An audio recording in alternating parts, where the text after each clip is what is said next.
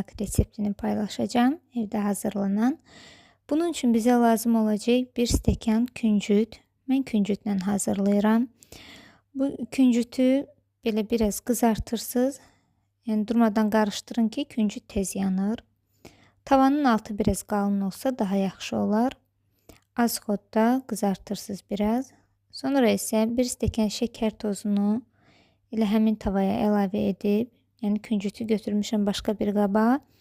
Şəkər tozunu da əridirəm. Yenə də az xodda əridin ki, şəkər tozu əriyəndə yanmasın, yanıq dadı verməsin. Baxın, belə yavaş-yavaş qarışdıra-qarışdıra şəkər tozunu tam əridirik.